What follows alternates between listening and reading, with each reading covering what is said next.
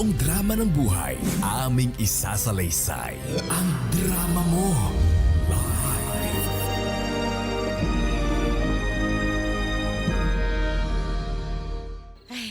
Mahal, grabe, parang kinakabahan yata ako. Hindi ba nakakahiya yung gagawin natin na hindi naman ako talaga kilala ng parents mo. Tapos nagdala ka na lang isang gabi ng babae dito na, fiancé mo na. Alam mo mahal, wag mong isipin yun. Kilala ko mga magulang ko, matatanggap ka nun. Tsaka ilang taon na rin naman ako, 35 na ako. Ikaw, ilang taon ka na? 29, 30 na nga, diba? 30 na. Nasa sapat na edad na tayo para syempre lumagay na tayo sa tahimik, Yun di na ba? nga. Pero kasi actually, Timothy, nagtataka lang din ako. Bakit nga ba kahit ang tagal-tagal na nating magjowa, hindi mo ko napakilala sa parents mo? At bakit ngayon lang? Hindi kasi naghihintay din ako ng timing kasi sa totoo, yung mga magulang ko, 'di ba? Masyadong tradisyonal, masyadong alam mo 'yun, sumusunod sa mga nakagisnan nila, ganun din sila. Gusto nila pati sa akin may pasa yung kultura na kinamulatan nila, 'di ba? Alam mo, naiintindihan ko naman yan. Ganyan talaga kapag mahal mo ang isang tao, lalo na't anak mo. 'Di ba? Kaya, Oo. nako, hindi ko tuloy ngayon talaga masisi. Kaya mahal, Berna, ikaw ba? Halika nga dito, mukha mo. Ikaw dito. Ikaw ba? Sige, ikaw ba? Nagtitiwala ka sa akin ha? Pag nagpakilala tayo sa mga magulang ko, magiging maayos na itong... Kailangan din kasi ng blessing nila, di ba? Oo naman. I Oo, mean, mahal ka nila, kaya sigurado ko. Di ba? Eh. Tsaka, di ba, sabi nga ng kasabihan, pag mahal mo, isogo mo. Ah, Hindi, iba pala. Iba pala, sorry. Nagawa na natin yun actually bago mo pa ako ipakilala. Nga pala, mahal.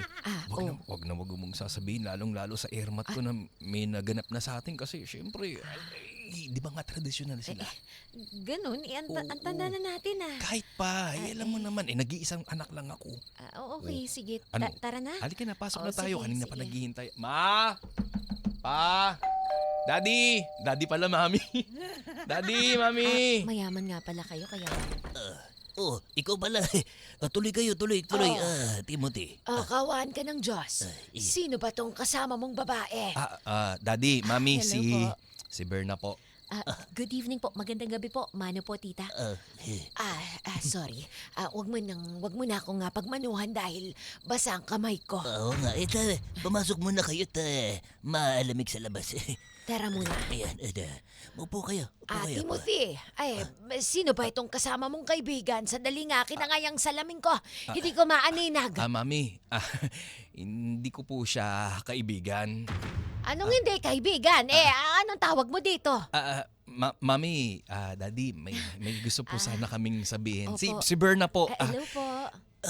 Si Berna nga. Oo nga, napakilala mo na. paulit-ulit nga, Berna. Sino nga si Berna sa buhay mo? Oo nga, sino ba si Berna? Kaya naiinip na kami ng mami mo Daddy, Mami, si Berna po, long time girlfriend ko po. Actually, fiancé niya na po.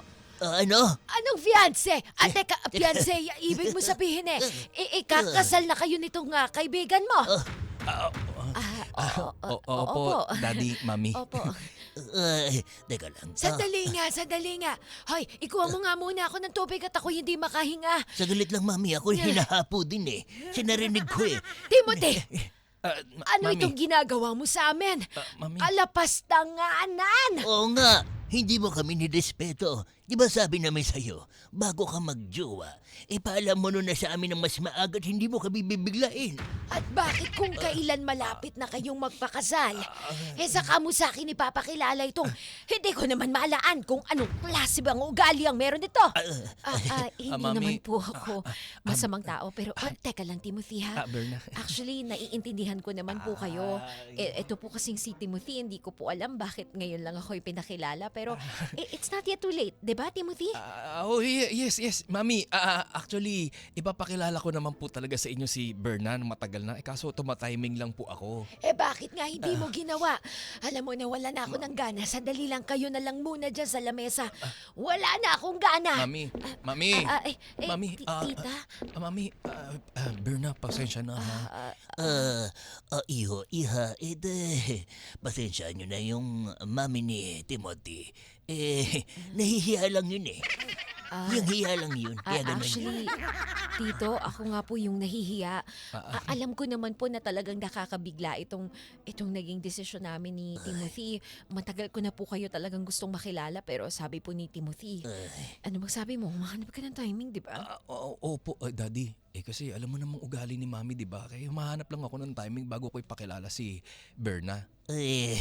Alam mo iho, mali yung timing ninyo Mainit ang ulo ng mami mo. Berna, Opo, iha, pagpaumanhin mo ay naging asal ng asawa ko ha. At hayaan mo kakausapin ko yun para hindi na umasal ng ganyan sa harap nyo kahit pa paano ako nahihiya din Huwag po kayong mahiya. Daddy. Naku, ako po ang nahihiya. Pasensya na po kayo at naging biglaan po yung pagpapakilala sa akin at pasensya na po talaga. Matanong ko lang din na iha, anak Timothy, sigurado na ba kayo sa desisyon ninyo? Daddy, opo naman po. Opo. Kung ganun ikaw ay malaki na iho. At wala na kami magagawa kung ano ang desisyon mo. Ako, suportado ko kayo. Pero ang mami mo, mukhang mahaba-haba pang laban ito. At marami-rami pang paliwanagan. Daddy, nga po Oo nga po Sige. Ngayong gabi, kumain na muna kayo at ako nang bahala kumausap doon sa mami mo, ha? Sigurado po ba kayo na hindi po sasabay kayong dalawa ni tita? Sa ugali ng asawa ko parang dragon niya pag nagalit Kaya minsan hiyang-hiya na ako Kaya ako nang bahala kumausap at pumirmi na kayo dyan at ako na, ha? At Timothy, sige po. ikaw nang bahala sa kaibigan, sa iyong Fiancé fiancé. po, fiancé. Opo, Daddy, salamat po. Mauna na Salamat ako, po. ha? Berna. Sige. Berna. Naman, ito na nga ba sinasabi ko nahihiya ako. Anong gagawin natin? Hindi, si Daddy ang bahala dyan. Huwag kang mag-alala. Okay, sagutain ni Daddy. Tsaka, hindi kita mababayaan. Siyempre, paninindigan kita. Pagpaumanin mo na talaga yung inasal ni Mami, ha?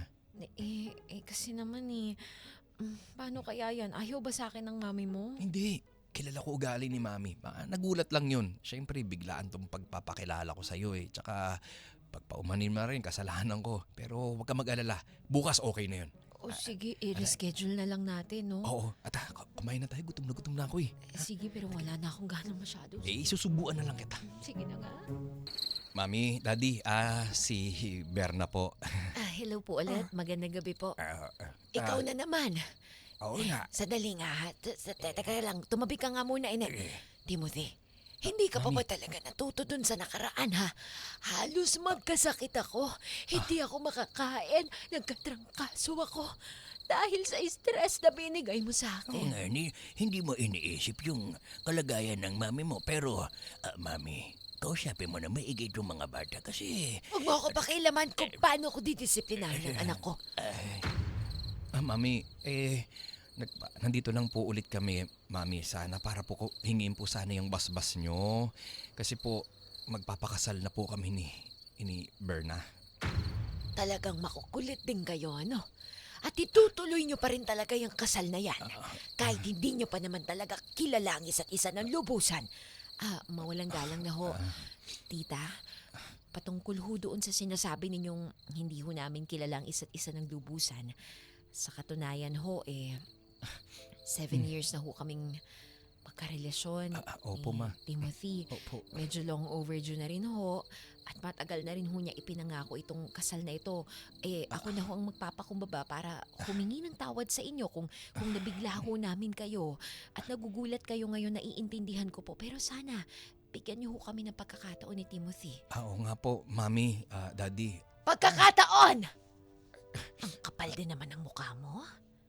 Na ikaw pa talaga ang mangungusap sa akin. Akala mo, may kapangyarihan ng mga salita mo sa akin. Timothy! Mami, Ayoko makausap ang babaeng ito. pero Mami, Berna, siguro ibang araw na lang ulit. Sandali lang. Hayaan na muna natin si Mami magpahinga. Teka lang, Babe, Timothy. Tama naman yung Wala sinasabi naman niya. akong ginawang masama Wala kang ginagawang masama, pero pakinggan naman natin sinasabi ng Mami ko. Nahihilo ako. Sa Mami, dali nga. Nasa ba yung maintenance ko? ay, Nahihilo ako. Ito na yung... Ito na yung maintenance mo, mahal. Tita, ito po ang tubig. Bitawan mo ako! Tita, Mami, Timothy. Berna kasi huwag ka na lumapit kay Mami. Hayaan mo na muna siya. Pakinggan natin yung sinasabi ng Mami ko. Ano? Anong ibig mong sabihin na huwag akong lumapit na para ba akong virus? Hindi naman. Ay, pakinggan mo yung sinasabi ng Mami ko na ayaw niya nga kausapin ka muna. Palipasin muna natin to. Bumalik na lang tayo Pero sa ibang Timothy, araw. pang ilang beses na to. Ilang beses ba tayo babalik sa bahay na to para lang mapakiusapan yung mga magulang mo. Natanggapin man lang ako o tratuhin ako na para bang tao. Pero, Sadali nga, ikaw ba ay naninigaw at nagtataas ng boses mo? Alam mo, sensitibo kami sa bahay na ito. Ayoko sa mga sumisigaw. Ayoko sa mga maiingay. Bastos ka. Mami, pasensya ka na ha. Actually, tita, hindi naman ho ako yung sumisigaw. Kayo po ang sumisigaw. Berna, Anong ako ang sumisigaw? Naririnig mo ba ang sarili mo? Ikaw ang napakalakas ng bunganga. Mami, pasensya na po. Aalis na po kami ni Berna. Huwag ka na kasi sumagot. Sinabi ko naman sa iyo Timothy, na ano ba? Halika na, umalis na tayo. Bumalik na tayo sa ibang araw. Bahala ka. Berna, Hindi ko akalain na ganyan ka pa rin ang tanda mo na. pero Berna naman.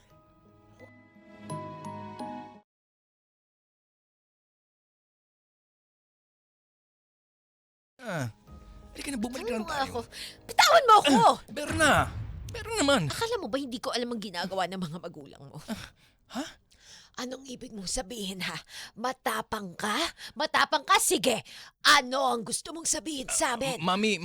Berna, ano ba? Tama na to. Matapang ako? Oo. Dahil mahal ko po ang anak ninyo. At lahat ay kaya kong hamakin para lang ipaglaban ko ang pag-ibig namin. Berna. Pero alam ko ang mga pinaggagawa ninyo Berna. na habang nakatalikod kaming dalawa, iniimbestigahan niyo ako na para ba akong isang kriminal?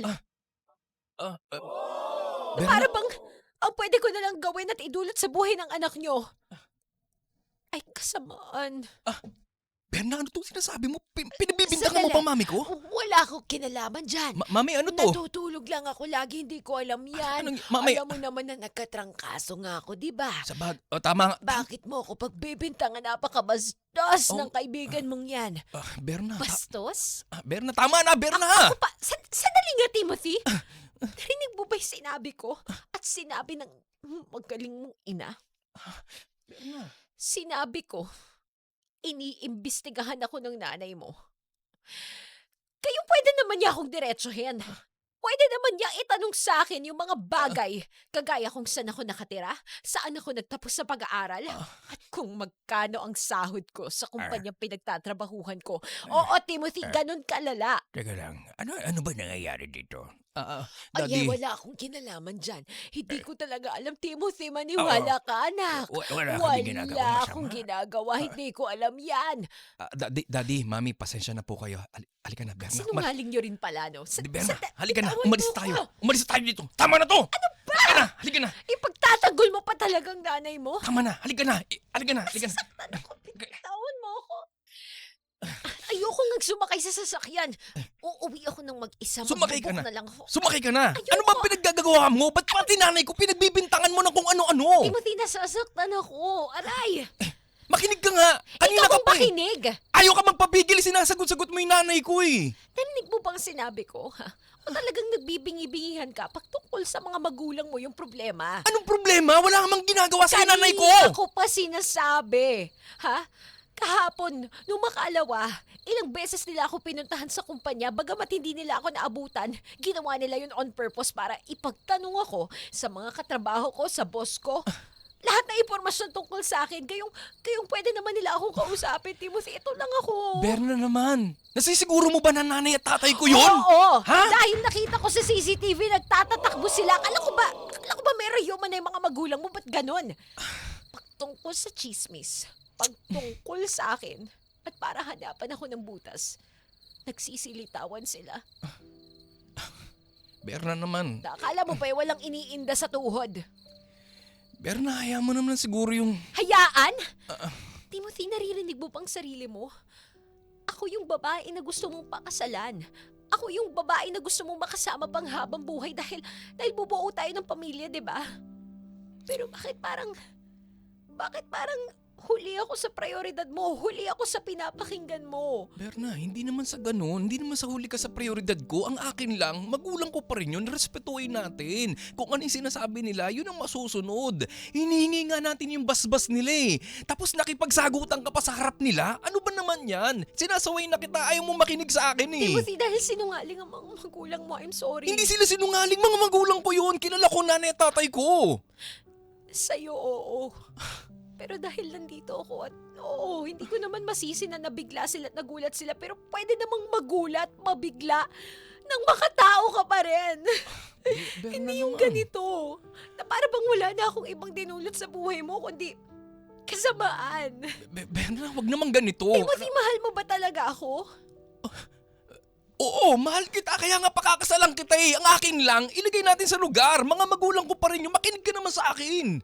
Ano bang hindi mo naiintindihan doon? Nanay ko pa rin yun. Sinusubukan ko naman, di ba? Ilang beses na tayong pumunta sa bahay nyo. Ilang beses akong naligaw sa mga magulang mo. Pero bakit parang ang hirap? Parang sa lahat ng pagsubok na pinagdaanan natin bilang magkarelasyon, mas nahirapan pa ako sa mga magulang mo. Pero ganun talaga eh, di ba? Ganun talaga. Kahit naman ako, nahirapan din ako sa mga magulang mo, pero may narinig ka ba sa akin? Hindi ka nila tinrato ng ganito. Hindi ka nila tinrato na parang kriminal. Pero magkakaiba ang mga magulang. Berna, iba yung magulang mo, iba yung magulang ko. Magkakaiba tayo ng Na ano? kultura. Dahil sinasabi mo na mas mayaman yung pamilya nyo? Hindi. Berna naman, hindi ganun yun. Walang ganun. Berna naman, mahal kita. Huwag mo naman akong ilagay sa alanganin. Ayokong mamili. Timothy, kung mahal mo ako, pakasalan mo na ako kahit wala tayong plano. Bukas sa bukas din. O sa lalong madaling panahon. Berna, hindi. Yung tayo na lang munang dalawa para hindi tayo nadidistort ng kung ano-anong ingay sa paligid. Berna, hindi naman ganun kadali yun. Berna, lumaki ako sa... Hayaan mong mangusap yung puso mo kung mahal mo ko. Nagawa mo nga akong karelasyonin ng mahigit sa 7 taon nang hindi mo pinapaalam sa mga magulang mo. Berna, Nag-propose ka sa akin nang hindi ka rin nagpaalam sa kanila. Berna, ibang usapin na kasi yung kasal. Kinakailangan natin ng mga magulang ko at magulang mo. Eh bakit mo ako sinubo sa ganitong sitwasyon na hindi ka pa naman pala handa? Na kailangan mong hintayin ang mga magulang mo. Alam mo, Timothy, pinaasa mo ko. Berna, Ang akala ko totoong may plano ka para sa akin pero alam mong tingin ko, masakit mang sabihin, hindi ka pa handang magpakasal. Berna, hindi ako handa magpakasal. Berna, Diba? kailangan ko lang ayusin yung usapin natin sa magulang ko, sa Yun na nanay nga. ko. Kaya hindi ka pa handa. Kasi hanggang ngayon, nanay ko, tatay ko, desisyon niya, desisyon nyo, sila, puro sila. Hindi ka nakikinig sa sarili mo at hindi ka rin nakikinig sa akin at hindi mo kayang gumawa ng desisyon on your own, Timothy. Berna, Grow up. Berna, Ano tayong Berna, wag mo naman ako magsisimula kung ganito? Berna, wag mo naman ako papiliin. Kailan pa kita pinapili? Ang Ito, sinasabi ko pinapipili lang, mo na ako ngayon, no? kailangan mo ba talagang mamili? Alam mo ang gulo nito eh. Pakiramdam ko, hindi ka pa talaga handa magpakasal. Berna, hindi yun. Nagkakamali ka ng pagkakaunawa mo. Hindi Kung ganun ganun yun. patunayan mo sa akin, magpakasal na tayo. At bahala na kung anong sasabihin nila dahil kung talagang mahal mo ko at mahal ka rin ng mga magulang mo at wala tayong masamang plano, matatanggap nila tayo, di ba? So pakasalan mo ko bukas. Pero Berna, hindi ganun kadali yung gusto mong mangyari. Hindi ganito yung usapan natin. Berna, Bakit, ayusin muna natin to. Paano tayo maayos kung di natin ayusin to sa... Nahihirapan ka, Timothy? Nahihirapan ka? Ako ba? Hindi mo naisip na nahihirapan na rin ako? Puro sarili mo lang, puro magkulang mo lang ang iniisip mo. Kaya alam mo, mabuti pa nga na nalaman ko na ngayon pa lang Berna. na ganyan ka. Dahil alam mo, hindi sapat ang pagmamahal lang. Hindi sapat yung nararamdaman lang natin para sa isa't isa. Kailangan maging matapang ka. Kailangan manintigan ka rin para sa akin. Pero hindi ko maasahan sa'yo yun. Pero Berna, Timothy, I'm sorry but Berna. I'm giving this back to you. Ha? Ba't pinabalik mo itong singsing sa akin?